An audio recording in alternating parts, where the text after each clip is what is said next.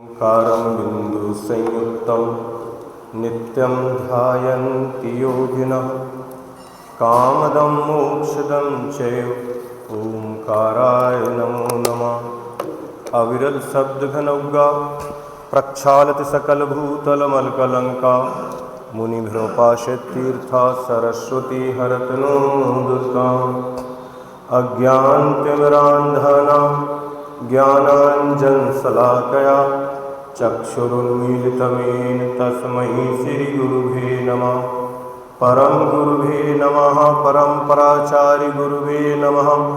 सकलकलशविध्वंसकं श्रेषां परिवर्धकं धर्मसम्बन्धकं भव्यजीवमनः प्रतिबोधकारकान्दं शास्त्रं श्री तत्त्वार्थसूत्रजीनां ध्येयम् अस्य मूलग्रन्थकर्तारः श्री सर्वज्ञदेवः दुत्तरग्रन्थकर्तारः श्री गणधरदेवः प्रतिगणधरदेवः तेषां वचनोऽनुसारमास श्रीमद् आचार्यप्रवर उमास्वामी आचार्येण विरचितं मंगलम भगवान वीरो मंगलम गौतमो गणि मंगलम कुंदकुंदार्यो जैन धर्मोस्तु मंगलम सर्वमंगलमांगल्यम सर्वकल्याणकारकम प्रधानां सर्वधर्माणां जैनं जयतु शासनम्। मोक्षमार्गस्य नेतारं भेत्तारं कर्मभूभृतां ज्ञातारं विश्वतत्त्वानां वन्दे तद्गुणलब्धये पंचपरमेष्टि भगवान की जय। संत श्रोमणी आचार्य गुरुवर श्री विद्यासागर जी महामुनिराज की जय। परम पूज्य आचार्य श्री समय सागर जी महाराज की जय। ग्रंथराज तत्वार्थ सूत्र सप्तम अध्याय सूत्र नंबर 6 प्रश्न नंबर 258। हाँ तो सूत्र नंबर 6 प्रश्न नंबर 258 ग्रंथ के लेखक आचार्य उमास्वामी अपर नाम ग्रंथ पिच्छाचार्य और टीकाकार हिंदी ब्रह्मचारी प्रदुमन जी ने इस संकलन किया है। अब 5वें नंबर के सूत्र में जो तीसरे नंबर का व्रत है, पहले नंबर पर अहिंसा, दूसरे में सत्य, तीसरे में अस्तेय या अचौर्यानुव्रत भी अचौर्य व्रत जिसे कहा जाता है, उस अचौर्य व्रत की रक्षा के लिए सुरक्षा के लिए ये 5 भावनाएं यहाँ बताई जा रही हैं कि अगर उस व्रत को सुरक्षित रखना है तो इन भावनाओं को बार बार चिंतन करना चाहिए। चलते फिरते उठते बैठते सोते प्रत्येक क्रिया में हमें ध्यान रहे कि हमारा व्रत है। कौन सा व्रत है? अचौरी। कहीं हमें चोरी का दोष तो नहीं लग जाएगा, ऐसा निरंतर चिंतन रखो। हमें समझते हैं कि किसी की गिरी पड़ी रखी भूली हुई वस्तु को उठाना ही चोरी है। नहीं, वो तो चोरी है ही, लेकिन वहाँ तक का नंबर ना आए तो उसके पहले सुरक्षा कवच के रूप में ये भावनाएं दी गई हैं। आपने देखा होगा एक तांगा होते थे पहले, आज नहीं है, कम हो गए। उस तांगे के घोड़े के दोनों ओर साइड में सायवान बना देते थे। क्या आवश्यकता है उनको लगाने की? कि वो घोड़ा जब बाजार से निकले और कोई खाने पीने की वस्तु साइडों में दिखे, खेतों में पगडंडी हो, तो ऐसा ना हो कि वो घोड़ा सड़क की बजाय कहाँ चला जाएगा? खेत में चला जाएगा। तो उसके दोनों ओर जो सायवान लगा दिए जाते हैं, उसी प्रकार यहाँ व्रतों की सुरक्षा के लिए 2 नहीं, कितने लगाए जा रहे हैं? 5-5। तो उन 5 सायवानों के द्वारा, क्योंकि हमारा मन चलायमान ना हो, हमारे वचनों में विकृति ना आए और काय के द्वारा भी हम वो क्रिया ना करने लगे, इसलिए पहले से ही कि आपको रहना है तो कहाँ रहो। एक पूजन है केवल रवि किरणों की, उसमें अपन पढ़ते हैं, हो अर्ध निशा का सन्नाटा, वन में वनचारी चरते हो, तब शांत निराकुल मानस तुम तत्वों का चिंतन करते हो। लेकिन कहाँ करते हो? उसमें लिखा, करते तपसैल नदी तट पर, तरुतल वर्षा की झड़ियों में, समता रसपान किया करते, सुख दुख दोनों की घड़ियों में। अंतर ज्वाला हरती वाणी, मानो झड़ती हों फुलझड़ियाँ, भव बंधन तड़ तड़ टूट पड़े, खिल जावे अंतर की कलियाँ। तप से कहाँ करते? पर्वत के ऊपर, नदियों के किनारे पर, अथवा तरुतल वर्षा की झड़ियों में जब पानी बरस रहा हो, ऐसे समय वृक्ष के नीचे बैठकर। एक तो वृक्ष में पानी बरस के बंद भी हो जाता है, तो भी वृक्ष के नीचे बैठने वाला पानी में भीगता रहता है कि जितना पानी पत्तियों में भर गया है वो सभी वहाँ क्या होता है? गिरता रहता है। तो ऐसे वो मुनि महाराज कहाँ निवास करें, कौन से स्थान पर, उसके दुष्परिणाम क्या क्या हुए? अपने को लगता है छोटी सी भावना है, लेकिन अपन एक एक इस भावना पर देखेंगे। आचार्यों ने एक एक ग्रंथ लिखे। क्या? आराधना कथा को उसमें एक कहानी आती है।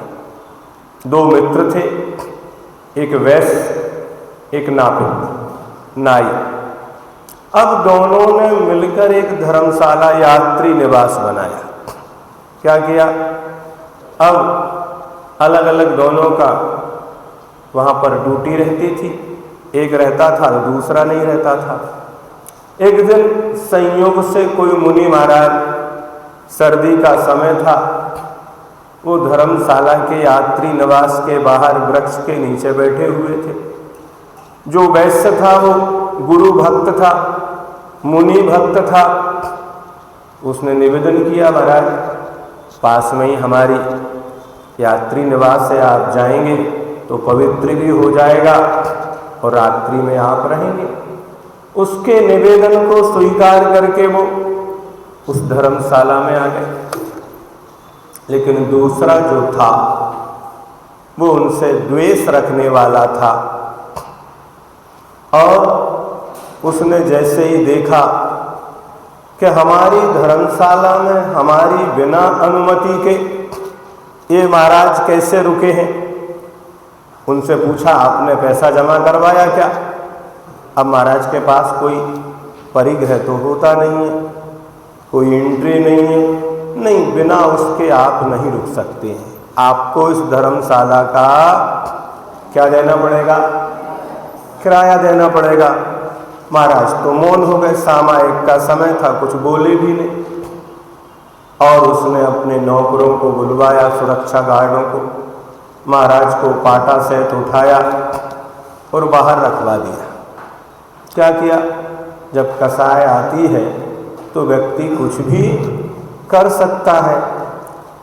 जब थोड़ी देर बाद वो दूसरा मित्र आया, उसने देखा नहीं, हम यहाँ महाराज को बिठा के गए थे, दर्शन करने गया, वो कहाँ गए? तो नौकरों ने कहा, बोले नहीं, वो तो उनने निकाल के बाहर कर दिया है। इस बात को लेकर दोनों में क्या हो गया? केंद्र में कौन रहे? मुनि महाराज। झगड़ा हुआ, और झगड़ा इतना हुआ कि लड़ते लड़ते दोनों मरण को प्राप्त हो गए। जब मरे, एक को मुनि को मारने का भाव था, एक को रक्षा का भाव था, लेकिन आर्त ध्यान से मरकर दोनों एक सिंह बन गया और एक सूकर बन गया। क्या बन गए? एक शेर बन गया, एक सूकर बन गया। घटना घट गई। कुछ समय पश्चात संयोग कुछ ऐसा रहा, वही मुनि महाराज एक जंगल में एक गुफा थी, उस गुफा में जाके बैठ गए। अपन अभी पढ़ेंगे शून्यागार। यहाँ तो धर्मशाला किसी का स्वामित्व की थी, लेकिन जंगल में तो पहाड़ में कंदराएं हैं, गुफाएं, उनका कोई स्वामी नहीं है, ऐसा मानकर वो मुनि महाराज वहां बैठ गए। लेकिन जो सूकर का जीव भी उसी वन में और सिंह भी उसी वन में है, तीनों फिर मिल गए। रक्षा करने वाला सूकर बना था, मारने वाला सिंह बना था। अब उसने जैसे ही देखा, कह रहे उसे जाति स्मरण हो गया, ये तो वही महाराज है। अभी इनकी गंध सिंह को जाएगी और शेर आकर इनको आक्रमण करेगा, भक्षण कर लेगा। तो वह सूकर दरवाजे पर बैठ गया मुनि महाराज की रक्षा करने के लिए। महाराज अंदर बैठे हैं, आराम से ध्यान में लीन है। अब शेर का समय हुआ अपनी गुफा में आने के लिए, और अपनी गुफा से उसे मनुष्य की गंध आई तो और भी जल्दी आया।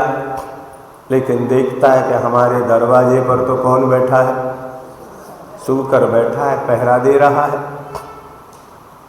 उसने जैसे ही देखा, अभिप्राय वो भी समझ गया, ये भी समझ गया, और दोनों में परस्पर युद्ध हो जाता है। और लड़ते लड़ते दोनों फिर मरण को प्राप्त होते हैं। वहाँ 3 जीव हैं, तीनों के परिणाम अलग अलग हैं। एक मुनि महाराज है, ना उन्हें किसी से राग है ना देश है, उनके शुद्ध परिणाम है। एक सूकर है, उसके शुभ परिणाम है, जो अपन ने पहले सूत्र में पढ़ी, विरोधनी हिंसा। हिंसा तो की सूकर ने, लेकिन कौन सी हिंसा की? रक्षा में अपने आयतन के, अपने गुरु की रक्षा के लिए उसे सिंह को मारना पड़ा। लेकिन सिंह ने किसी रक्षा में आक्रमण नहीं किया, उसने संकल्पी हिंसा मारने का भाव किया और उसने सूकर को मार दिया। एक सी क्रिया बाहर दिख रही है, बाहर से कोई कहेगा तो ठीक है, हिसाब बराबर हो गया, तुमने सूकर को मार दिया, उसने सिंह को मार दिया। लेकिन जैन दर्शन कहता है हिसाब बराबर नहीं होगा। एक ने अपनी सुरक्षा में, अपने आयतनों की रक्षा में हिंसा की है, हिंसा करते हुए भी वह पुण्य का भागी हुआ और स्वर्ग चला जाता है, और दूसरा उसी क्रिया को करते हुए नरक चला जाता है। लेकिन जो महाराज थे वे ना कोई आरंभी हिंसा कर रहे, ना उद्योगी कर रहे, ना विरोधनी कोई है, ना संकल्पी है, ना शुभ परिणाम कर रहे, ना अशुभ परिणाम कर रहे। वे शुद्ध परिणामों के फलस्वरूप केवल ज्ञान को प्राप्त करके कहाँ चले गए? मोक्ष चले जाते हैं। इसलिए ये सूत्र जो दिए गए हैं ये बहुत गहन सूत्र हैं। आचार्य महाराज ने बहुत चिंतन के साथ बनाए हैं। एक जैन दर्शन के सबसे पहले कोई वैज्ञानिक आचार्य हुए तो आचार्य उमा स्वामी महाराज हुए। कोई वैज्ञानिक था तो वे थे उमा स्वामी महाराज। ये सूत्र नहीं, गाथा नहीं, ये फार्मूला है। कैसे?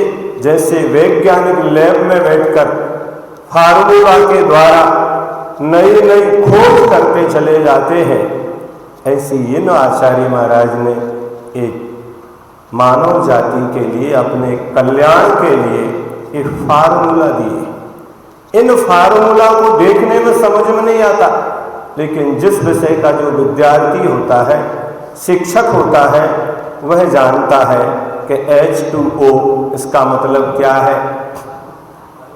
वैज्ञानिक समझेगा, वही लिखा है दीवार पर सूत्र। जिसको पता है कि H2O माने पानी है तो वो प्यासा नहीं रहेगा। वो उसी लैब में से ऑक्सीजन और हाइड्रोजन निकालेगा, दोनों को मिलाएगा, पानी बनाएगा और क्या होगा, प्यास बुझेगी कि नहीं बुझेगी। ऐसे यहाँ पर भी तीन चीज़ें हैं, सम्यक दर्शन, सम्यक ज्ञान, सम्यक चारित्र। उनको किस विधि से, किस मात्रा में, कैसे मिलाया जाना है, क्या अनुपात रहेगा और फल मिलेगा मोक्ष। अंतिम फल क्या है, अंतिम गंतव्य क्या है, ये सब मोक्ष की प्राप्ति के लिए है, ध्यान रखना। इसलिए सूत्र है शून्यागार विमोचतावास परो परोधा करण भैच शुद्धि सधर्मा अभिसंवाद पंच।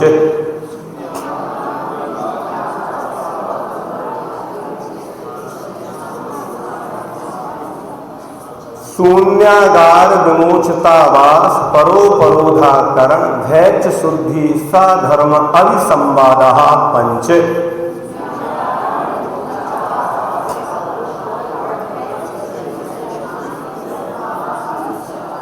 हाँ, शून्य आगार। आगार किसको कहते हैं,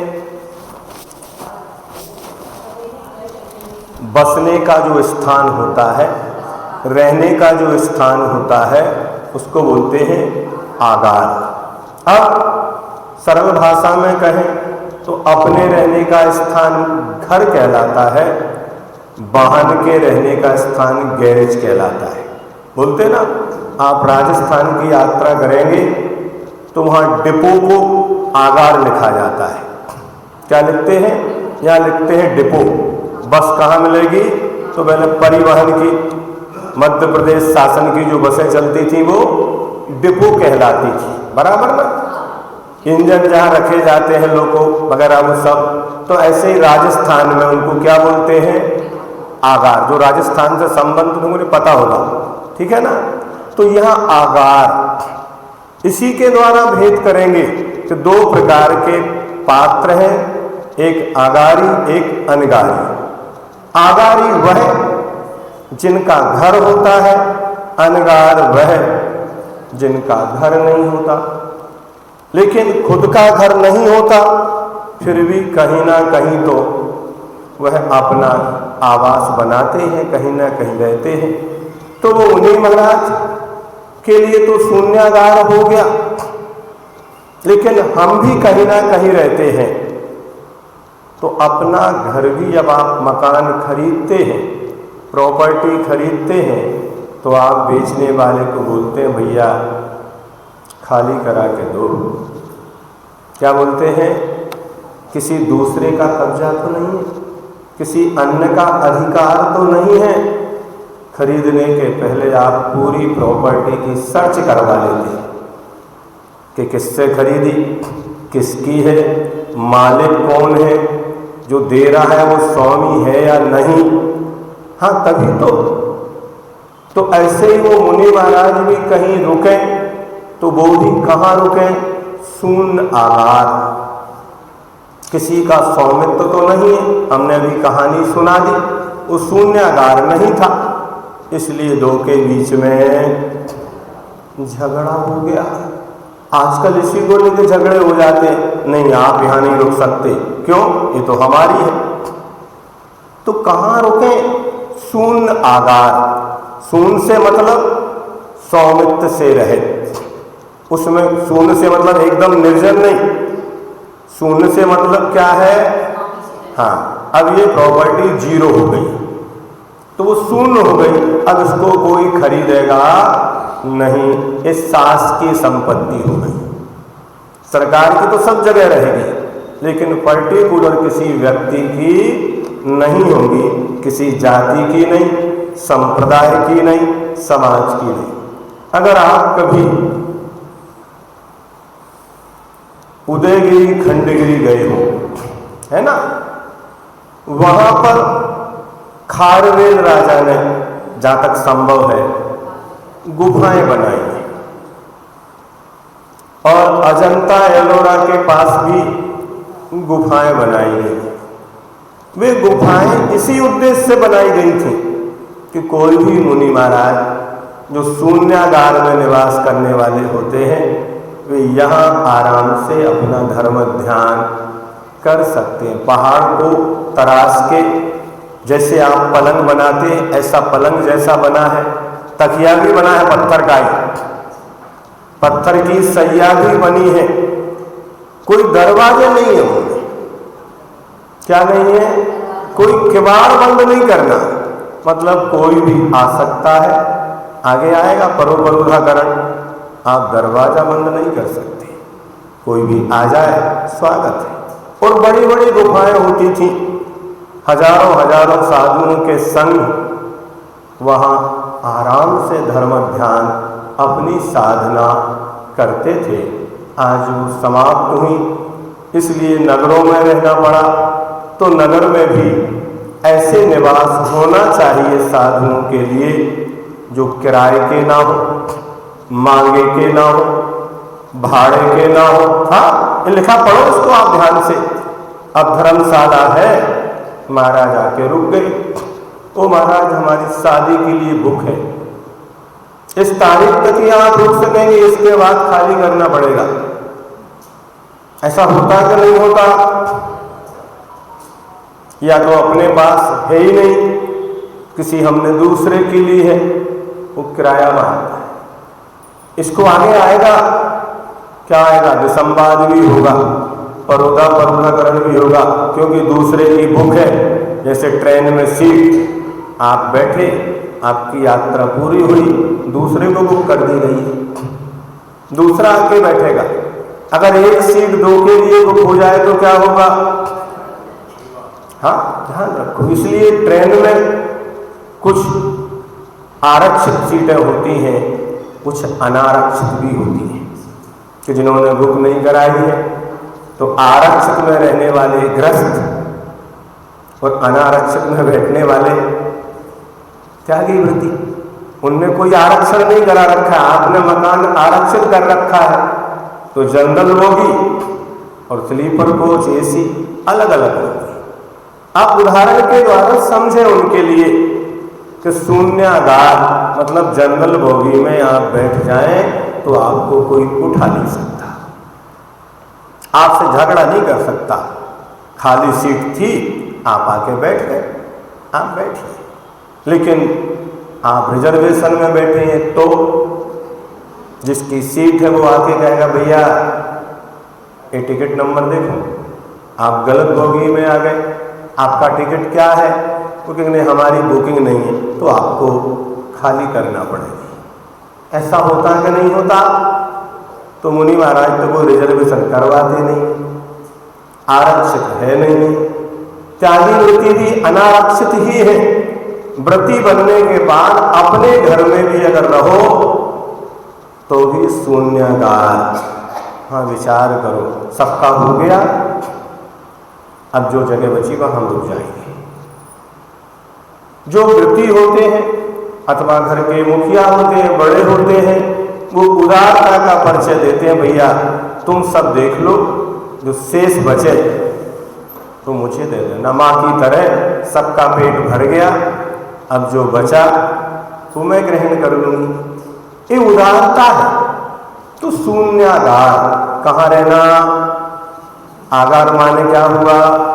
पर्वतों की गुफा, वन, वृक्षों की कोटरों आदि निर्जन स्थान में रहना, ये शून्यागार है। विमोचतावास, क्योंकि किसी ने तो बनाया होगा, अब अपना काम पूरा हो गया तो वो उसने छोड़ दिया, तो दूसरों के द्वारा छोड़े गए उजड़ स्थानों में निवास करना, ये दोनों ही स्थान अस्वामिक हैं, मतलब इनका कोई स्वामी नहीं है। अतः ऐसे स्थानों की उपयोग में लाने से अचौर्य व्रत की रक्षा होती है, क्योंकि अब उनके पास जो 10 प्रकार के परिग्रह हैं वो कोई परिग्रह नहीं है। परिग्रह नहीं होने से वे स्वयं भी स्वामी नहीं है। हाँ, अब कई बार ऐसा भी देखने में आता है कि हाँ तो हम बैठे, आप नहीं बैठ सकते। अब आप कहाँ करते हैं? अभी इसमें आएगा, मंदिर में गए पूजन करने के लिए, सही सही देखना, पकड़े जाओगे आप सब, है ना। अब मान लीजिए कोई नया व्यक्ति आया, उसे पता नहीं है कि मालती यहाँ बैठ के पूजन करती है ना, तो उसने अपनी थाली लगाई, बिना पाठ चालू हो गए, इतने में मालती दीदी आ गई। अब वो क्या करेंगी? नहीं, क्यों बाद में क्यों कर लेंगे? ऐसा भी क्यों कहना पड़े? क्या मंदिर में उतनी ही जगह है? मंदिर तो बहुत बड़ा है, अपना मन भी उससे बड़ा बना, उसकी चर्चा ही मत करो। आप दूर से ही देखकर उसको ये एहसास भी मत कराओ कि हमारी जगह है। ये भी आपके अहंकार का परिचय है। क्या कहा? क्या करो? जहां दूसरी जगह मिले, बल्कि आपको प्रसन्नता होना चाहिए। मोक्ष मार्ग और मोह मार्ग में इतना ही अंतर है। मोक्ष मार्गी जब कोई दूसरा व्यक्ति जुड़ता है तो वात्सल्य भाव से वो प्रसन्न होता है। चलो, हमारे आयतन, हमारे प्रभु के मानने वालों की संख्या बढ़ी, आपको खुशी होना चाहिए। अकेला स्थान ही नहीं, अगर कोई आपकी द्रव्य भी उठा ले तो और दे देना चाहिए। पुस्तक ले, पुस्तक दे देना चाहिए। आचार्य विमल सागर जी महाराज का नाम सबने सुना होगा, और वो सौभाग्यशाली होंगे जिन्होंने दर्शन किए होंगे। उनके नाम के साथ वात्सल्य रत्नाकर लिखा जाता था। क्या मतलब? उनके जीवन की एक घटना है। ब्रह्मचर्य अवस्था में वो शिखर जी की वंदना के लिए गए थे। कहाँ गए थे? पर्वतराज की वंदना करके आए। आज जैसा जमाना नहीं था, पहले अपने हाथ से भोजन बनाना पड़ता था, और उन्होंने अपने कमरे में जहाँ रुके थे सिगड़ी, बाल्टी, पानी सब इकट्ठा किया, भोजन बनाया। वो करने को बैठे, इतने में कोई दूसरा ब्रह्मचारी पर्वत की वंदना करके आ गया। अब उसने पूछा कमेटी में, तो किसी ने कहा वो तो कोई नहीं है, एक भैया जी रुके हैं, उनसे पूछ लो आपकी व्यवस्था हो जाए तो। वे गए। जैसे ही उन्होंने देखा, विनय कहे, उन्होंने कहा नहीं, आइए पहले आप भोजन कर लीजिए। ये नहीं कहा कि मैंने अपने लिए उतना ही भोजन बनाया है, क्योंकि वृद्धि को बनाते समय ये भी देखना पड़ता है कि ज्यादा बना लो तो कहाँ फेंके, ये भी अपराध है, अनर्थ दंड है। अब उनको भोजन कराया, भोजन उतना ही था, पूरा हो गया। दोबारा फिर भोजन बनाया, तब तक कोई दूसरा त्यागी वृत्ति आ गया। शिखर जी तो शिखर जी वंदना है। फिर 12 बज गए तो सामायिक का समय हो गया, तो सामायिक कर ली। 2 बजे उठे, फिर बनाया तो 4 बज गए, तब तक कोई और आ गया। ये सत्य घटना है। उसको भी भोजन कराया, और वहां जल्दी सूर्य अस्त होता है। अब समय नहीं बचा, पानी पिया और दिन निकल गया। क्या हुआ? आप ऐसा कर पाओगे? वात्सल्य इसका नाम है कि कोई पूजन में, भोजन में तीसरा व्यक्ति आए, बड़ी उदारता के साथ उसे स्थान दीजिए, भोजन दीजिए, संविभाग करिए, सम्मान करिए उसका, तो आगे कोई झगड़ा नहीं होगा, कोई भाव खराब नहीं होंगे किसी के। लेकिन हम इन सूत्रों को पढ़ तो लेते हैं, लेकिन पाठ कर लेते हैं। तोता रटंत, तोता पढ़ता जरूर है, लेकिन क्या करता है? पालन करता है क्या? नहीं। तो मोक्ष मार्ग में कोई भी आए वात्सल्यता के साथ, लेकिन मूल मार्ग व्यक्ति अपना स्वामित्व चाहता है। वस्तु हो, व्यक्ति हो, स्थान हो, वो दूसरे को शेयर नहीं करना चाहता। यहां तक कि छोटे बच्चों से भी आप पूछो ना, ये किसकी मम्मी है, तो क्या बोलता है वो, ये मम्मी मेरी है, ये दादी मेरी है, ये भैया मेरा है, ये पापा मेरे हैं। वो दूसरे के साथ भले उसकी खुद की सगी बहन भी हो तो ही वो उससे झगड़ा करता है और क्या बोलता है, क्योंकि उस पर मोह के संस्कार हैं, बचपन से ही हमें लेकर आए हैं, इसलिए अपनापन स्वामित्व ये मोक्ष मार्ग नहीं हो सकता, ये मोह मार्ग है। खुशी होना चाहिए कि हमारे साधर्मियों की वृद्धि हो रही है तो हमें प्रसन्नता हो, चलो एक वृद्धि और बढ़ा, एक धर्मात्मा और बढ़ा, एक पुजारी की और वृद्धि हुई, ऐसा भाव वहां रखना चाहिए। तो शून्यागार मतलब जहां कोई निर्जन स्थान, विमोचतावास, दूसरों के द्वारा छोड़े गए पूजन स्थानों में निवास करना, ये दोनों ही स्थान कैसे हैं, अस्वामिक हैं। कई बार कुछ होते लोग पूछ लेते, यहाँ कोई बैठा तो नहीं है, हम बैठ जाएं, ये पुस्तक किसी की है तो नहीं, हम उठा लें। हाँ, और बिना पूछे तो लेने ही चाहिए। संघ में भी सिखाया जाता है कि किसी के कमंडल से भी पानी लेना हो तो पहले पूछ लो।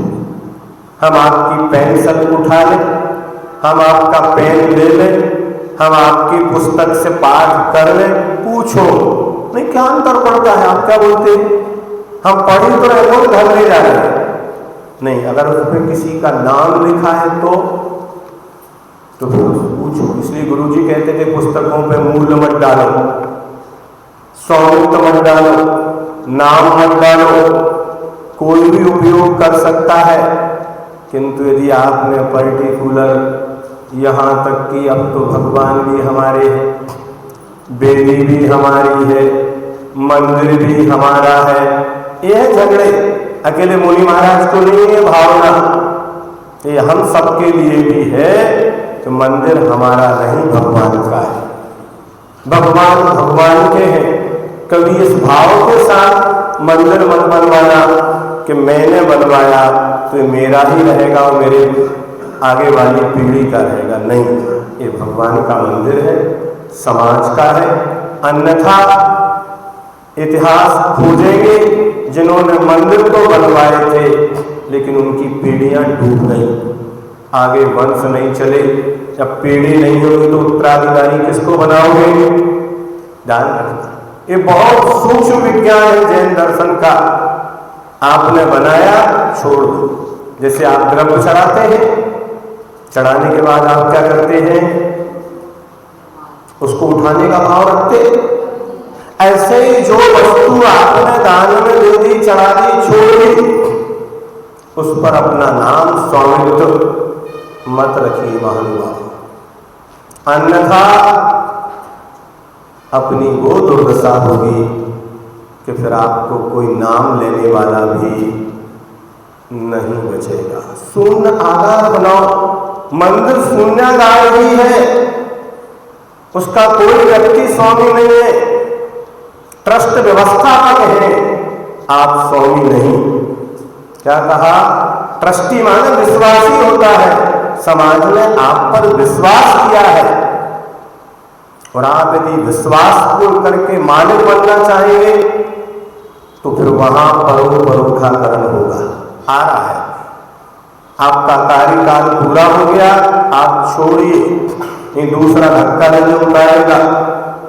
आपकी पूजन हो गई, आप उठिए, आपका स्वाध्याय हो गया, आप स्थान छोड़िए, आपका गंतव्य स्टेशन आ गया, आप ट्रेन से उतरिए, अन्यथा पेनल्टी। क्या होगा, ट्रेन में बैठे, आपका स्टेशन आ गया, कार्यकाल पूरा हो गया, अब क्या करें, छोड़ो, आगे बढ़ो। तो स्वामी से रहित इनका कोई पर्टिकुलर स्वामी नहीं होता, ये सबके उपयोग के लिए, इसलिए सार्वजनिक कहा जाता है उनके लिए। क्या बोलते हैं? सार्वजनिक स्थल इसीलिए बनाए जाते हैं कि सब जन उसका उपयोग कर सके। कोई पर्टिकुलर ये ना कहे ये मंदिर मेरा है इसलिए आप नहीं आ सकते, नहीं, ये सबके लिए खुला है। प्राणी मात्र के लिए स्थान है। क्या किसके लिए है? प्राणी मात्र के लिए है, इसलिए विमोचता वास। अतः ऐसे स्थानों की उपयोग में लाने से अचौर्य व्रत की क्या होती है? रक्षा होती है। आपको चोरी का दोष नहीं लगेगा, आप बैठ गए कोई दिक्कत नहीं है। लेकिन अगर किसी व्यक्ति का है तो आपको भोजन की थाली पर से भी उठा देगा वो। आप यहाँ बैठ के भोजन नहीं कर सकते, क्यों? ये हमारा स्थान है। तीसरे नंबर पर है परोपरोधाकरण। जहां आप ठहरे हो वहां दूसरों को आने से नहीं रोकना। क्या? जहां आप ठहरे हैं कोई आता है तो क्या करेंगे अपन? जनरल बोगी में किसी को आने से रोक सकते? नहीं रोक सकते। आइए, यदि रोके तो उस स्थान में निजत्व की कल्पना संभव होने से चोरी का दोष लगता है। भले आपके पार्टी पर जगह हो ना हो और खाली दिख रहा है तो कहेगा बैठ जाए, हाँ बैठिए ना, चाहे सीट हो, नहीं हम पैर फैला कर सोएंगे, नहीं, दूसरे आदमी भाई साहब उठो, ये सीट सोने की नहीं है। अगर आपको सोना था तो आप रिजर्वेशन करवा के स्लीपर कोच में जाते, एसी कोच में जाते। अगर आप जनरल बोगी में बैठे हैं तो सबको बैठने को स्थान दीजिए, आप मना नहीं कर सकते। ऐसे ही जहां आप ठहरे हो वहां दूसरे को आने से नहीं रोकना। यदि रोके तो उस स्थान में निजत्व की कल्पना संभव होने से क्या होता है? अब आपने कुछ चुराया तो नहीं, वस्तु तो ली नहीं, लेकिन क्या हो गया? मात्र रोकने से। कोई बाहर खड़ा होकर पूछ रहा अंदर आ जाए, आपने रोक दिया, कौन सा दोष लग गया? हाँ, आपने ना तो धन चुराया, ना पैसे चुराए, ना अनाज चुराया, ना कपड़े चुराए, दोष कौन सा लग गया? चोरी का। सूक्ष्मता से चिंतन करो बोलते समय। वो पूछ रहा है, लेकिन होता यह है कि आज सीट खाली थी, आपने पूछा, आपको बिठा लिया बाजू वाले ने, अब वो तो बैठा ही है। अब कोई नया यात्री आता तो आप उसके मालिक बन के बैठ जाते हैं और क्या करते हैं फिर? दूसरे को रोकना प्रारंभ कर दिया। ऐसा होता कि नहीं होता? क्यों होता है? क्योंकि हम व्रती नहीं हैं। अगर व्रती बनेंगे तो अपने आप वो भाव आएंगे कि नहीं आएंगे? आएंगे। सार्वजनिक में तो ठीक, अगर आपके दरवाजे पर आपका शत्रु भी आए तो भी उससे कहिए आइए और उसका मित्रवत स्वागत कीजिए। क्या आपके घर पर कोई आता है तो आप उसको भी नहीं रोक सकते,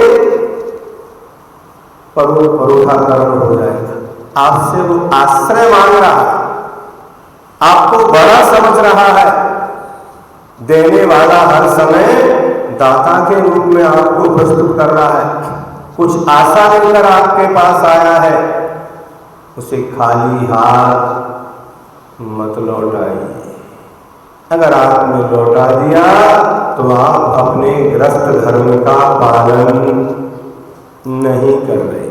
हाँ, देने योग वस्तु ही देना, अगर वो अनुचित मांग करे तो मना कर देना, समझा देना, असमय में आए तो उसे बताना, लेकिन बात तो अच्छे से करना चाहिए। तो पहले से ही कह दो हमारे यहाँ जगह नहीं है, नहीं, पूज्य क्षमासागर जी महाराज कहते थे कि एक कमरे में एक व्यक्ति सो सकता है,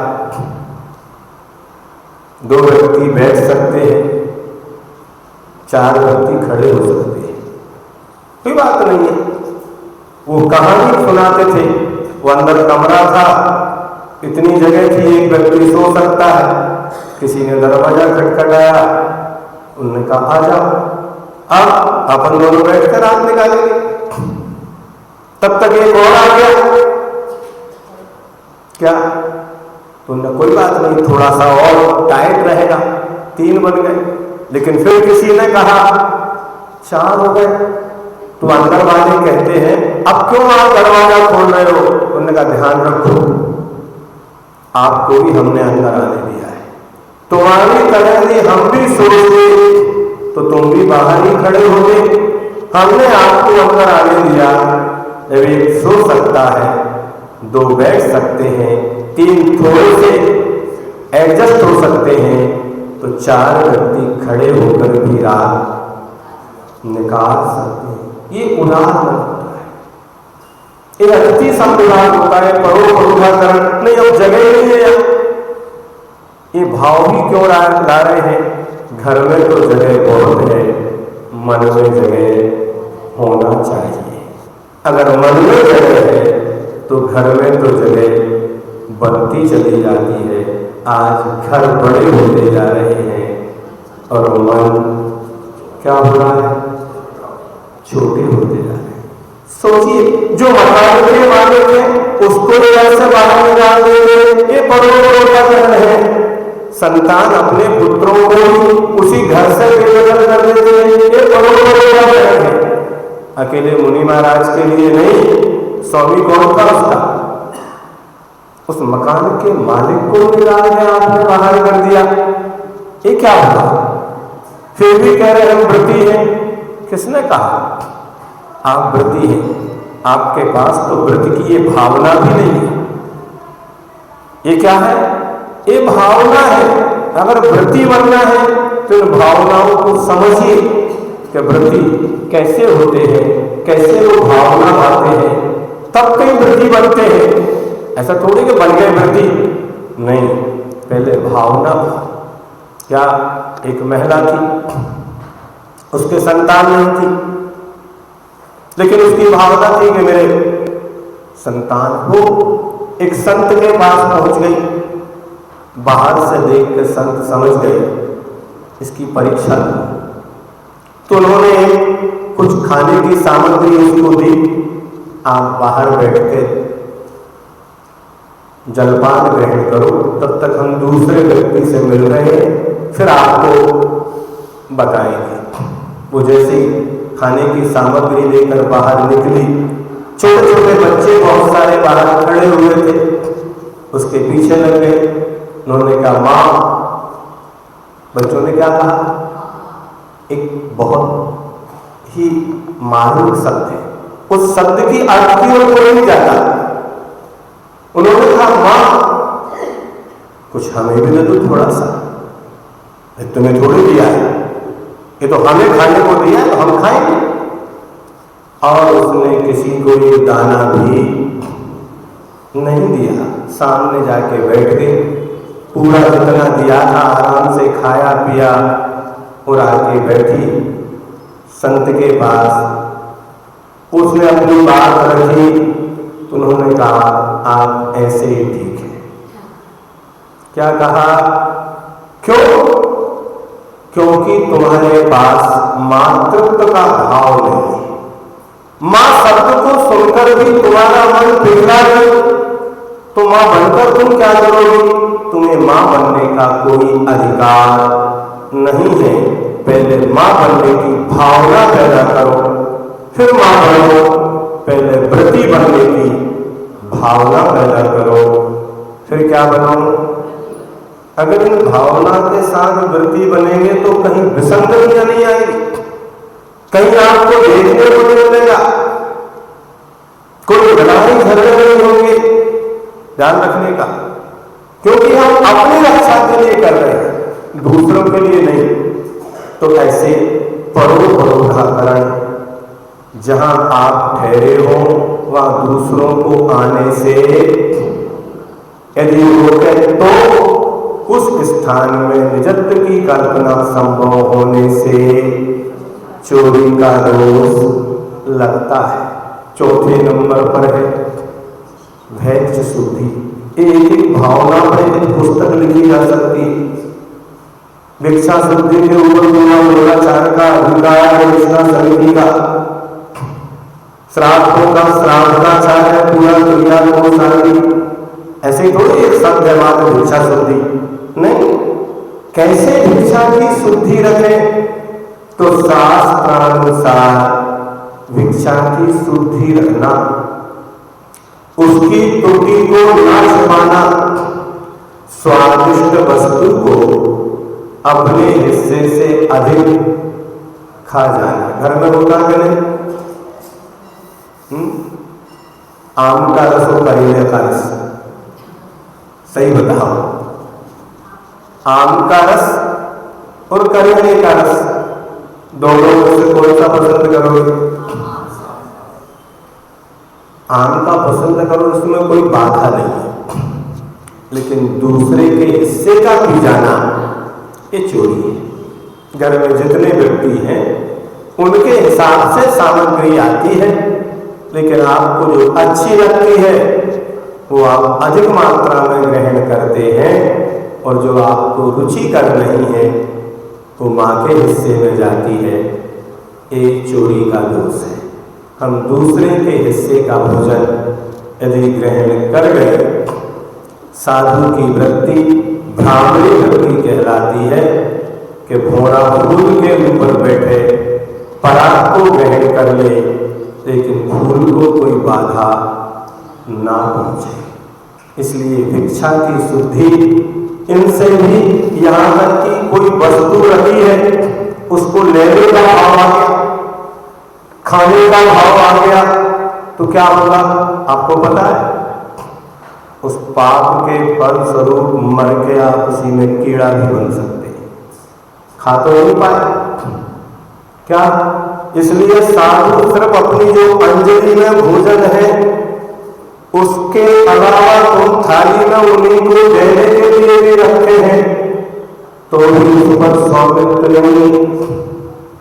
32 अंतराय और 46 दोष, इतने कितने जोड़ो, इतनी चौकियां, इतने जगह पास होकर एक गिलास आता है और कर्म मुख से भी कभी कभी बाहर निकाल देता है, छीन लेता है। तो किसका स्वामित्व माने कि अपन लेंगे?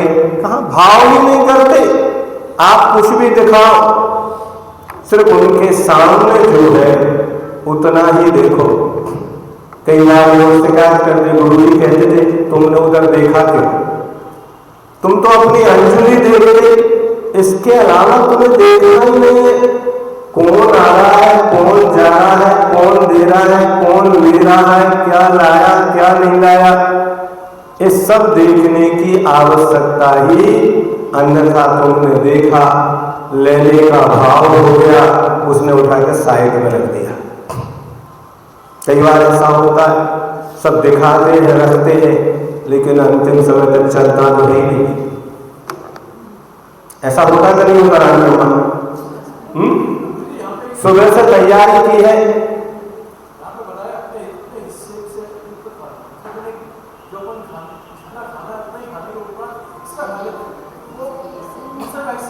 हाँ, ये हमारे सुशील जी कह रहे हैं कि ये तो ठीक है, जितना खाना उतना तो ठीक है, उससे ज्यादा खा लेना ये भी चोरी है।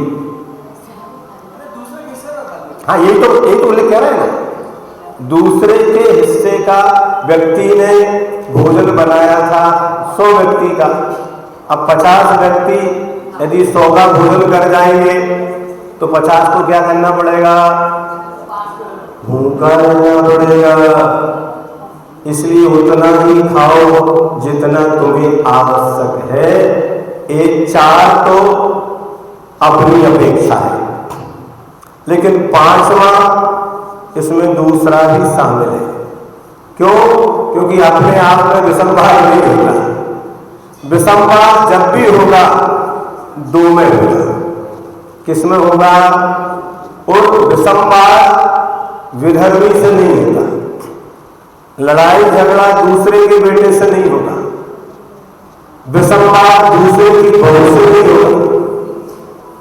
क्या कहा? विसंवाद दूसरे के नौकर से नहीं होगा। विसंवाद किससे होगा?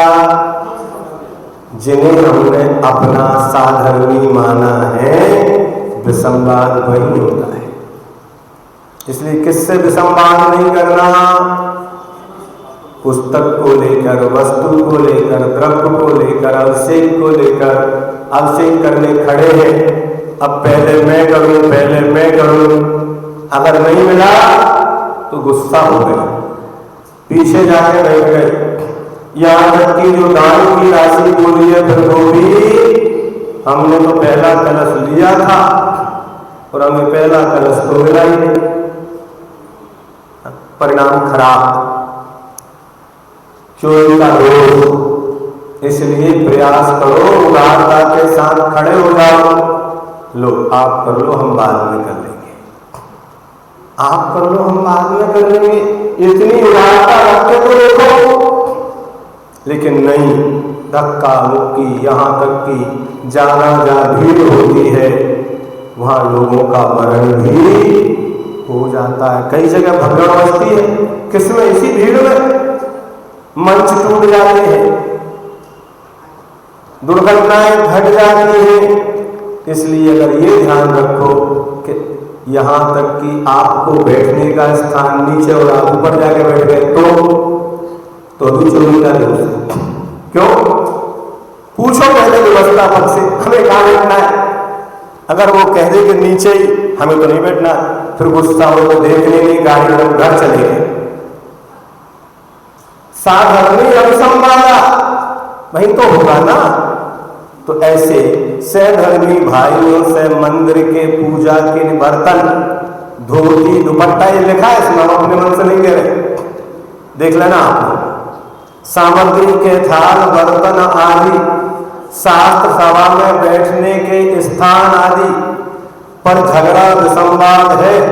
इस विसंवाद से यह मेरा, यह तेरा, ऐसा पक्ष ग्रहण होने से आग्रह ग्रहण करने की मम भावना पहले तेरी मेरी होती है, फिर थारी मारी हो जाती है? ममत्वाव प्रकट होने से चोरी का क्या लगता है? अतः क्या नहीं करना? और सबसे ज्यादा कलह कहाँ होती है? दुकान पर तो अच्छे से बिल्कुल नम्र रहते हैं, वहाँ ग्राहक की गाली खाकर भी क्रोध नहीं करते, और यहाँ बिना कुछ कहे ही दूसरों से द्वेष बुद्धि रखते हैं। इससे हमें बचना चाहिए। ठीक है? जिन वाणी के ज्ञान सूझे लो पारो,